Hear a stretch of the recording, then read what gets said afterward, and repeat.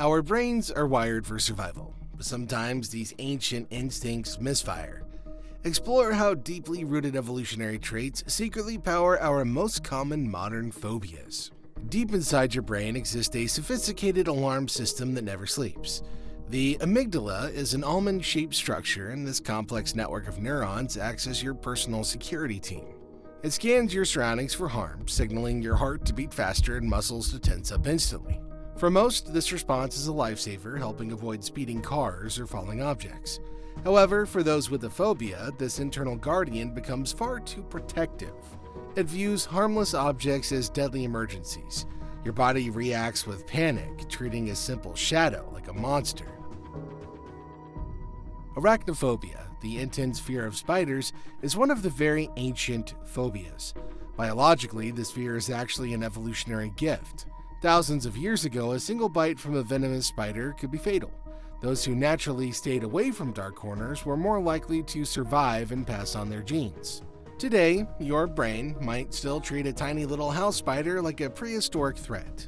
When you see 8 legs moving unpredictably, your visual center sends a high-speed distress signal to your nervous system. Acrophobia goes far beyond the normal caution most people feel when standing near a steep drop. If you struggle with this fear, looking down from a high balcony triggers a physical sensation of vertigo. It feels as though the ground is pulling you toward it, even if a sturdy railing is right there. This phobia connects deeply to your inner ear, which manages your balance. When your eyes see a vast distance but your feet feel a stable surface, sensory confusion creates a terrifying sense of instability.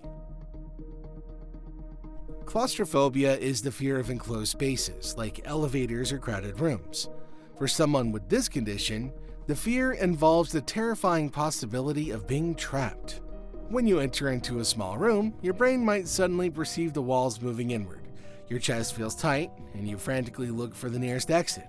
This often stems from a lack of control. This feeling of restriction triggers a primitive panic designed to help animals escape predators, reminding us that brains prioritize physical freedom above everything else for survival.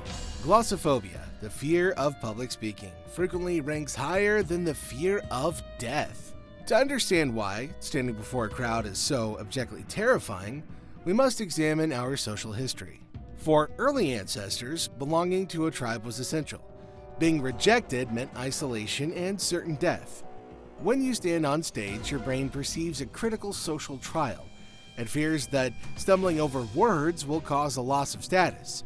Your body prepares for a social survival battle, even when giving a completely normal and standard office presentation. Agoraphobia is often misunderstood. Rather than just a fear of open spaces, it involves dreading situations where escape might be difficult during a panic attack. This leads people to avoid shopping malls or public transit, acting like an invisible cage that slowly shrinks their world. The fear usually begins after one unexpected panic attack in a public space. To prevent that terrifying feeling again, your brain labels more locations as unsafe. It becomes a desperate attempt to create a perfectly controlled environment where nothing unexpected ever happens. Trypanophobia is the intense fear of procedures involving needles. For roughly 10% of people, seeing a needle causes a unique psychological reaction. Unlike other phobias, this drops blood pressure suddenly, leading to fainting. This is your body playing dead when facing a perceived injury. Evolutionarily, a sudden pressure drop prevented excessive bleeding if wounded. However, in a modern clinic, it makes a simple flu shot feel like a deadly ordeal. This misplaced survival instinct is dangerous because it often leads individuals to avoid essential healthcare visits. Nyctophobia, the fear of the dark, is a childhood anxiety that often lingers well into adulthood. This isn't a fear of absence of light, but of what our minds imagine hiding inside of shadows. Because humans are visual creatures relying on eyes to navigate, darkness leaves us feeling vulnerable. In the dark, your brain fills empty spaces with imagined threats. A creaking floorboard sounds like a footstep. This hyper-awareness was vital for ancestors avoiding nocturnal predators. Even inside of modern homes, primal instincts scan the dark for hidden dangers. Aquaphobia is the persistent fear of water, especially the vastness of the ocean. Those with this phobia may feel intense anxiety just looking at a large lake. The fear is rooted in the reality that water remains an alien environment. We can't breathe underwater, and we're not fast swimmers. The ocean represents a massive, uncontrollable force that is mostly unexplored. Your brain realizes it lacks control over what lies beneath. This lack of visibility triggers a terrifying feeling of insignificance, reminding us that nature holds powerful forces. Aerophobia affects millions of travelers yearly, despite air travel being statistically safe. This phobia highlights how logic gets overruled by primitive instincts. Humans were never meant to fly 30,000 feet high, and our brains know this. When a plane hits turbulence, your inner ear feels a sudden drop and sends a falling signal into your brain. Even if the pilot offers reassurance, your internal alarm ignores statistics. It only knows that you're trapped really high above the ground, making even safe flights feel like completely unmanageable disasters. Hemophobia is the extreme fear of blood, often triggering a fainting spell rather than a standard flight response. For somebody with this phobia, seeing even one drop feels paralyzing. This reaction is closely tied to disgust sensitivity.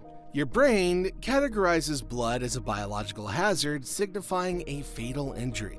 When you spot it, your nervous system experiences a drastic shift. Fainting acts as an ancient defensive mechanism. By losing consciousness, your heart pumps less intensely, protecting the body while making you appear less threatening to potential nearby predators. Cynophobia is the fear of dogs, surprising many who consider them wonderful companions.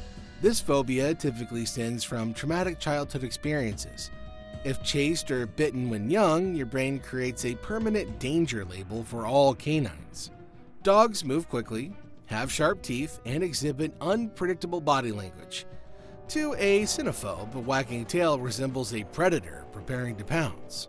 This specific fear proves extremely difficult because dogs are everywhere. A single event permanently reshapes perception, transforming a loyal companion into a source of constant, intense terror. Trypophobia describes the immense disgust triggered by patterns of small holes. Think of honeycombs or lotus seed pods. While not universally recognized medically, it remains a genuine experience for thousands. Researchers suspect that this is not a fear of holes, but a biological warning system. Many venomous animals possess skin patterns resembling these hole clusters. Furthermore, various infectious diseases cause similar dotted patterns on human skin. This creeping sensation is an evolutionary reaction designed to protect your physical health from anything appearing severely diseased or inherently dangerous. Misophonia, commonly known as the fear of germs, involves an intense dread of contamination. In modern history, we constantly hear about dangerous bacteria, making this phobia seem incredibly logical. However, for a misophobe, the fear feels constant and entirely overwhelming. You might wash your hands continuously or avoid touching any shared surface. This condition represents a protective instinct gone horribly wrong.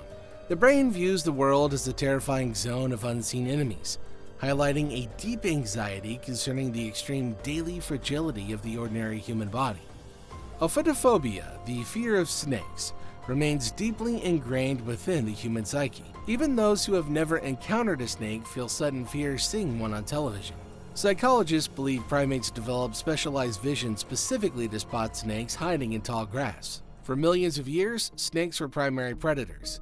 When you see that slithering motion, your brain recognizes it instantly, bypassing logical thoughts to trigger a fast reaction. This genetic memory ensures that we never become comfortable around creatures capable of ending our lives with a single bite. Ultimately, while our modern world has evolved at lightning speed, our minds are still playing by the rules of the savannah. This reminds us that our irrational fears are often just old survival programs waiting for an update.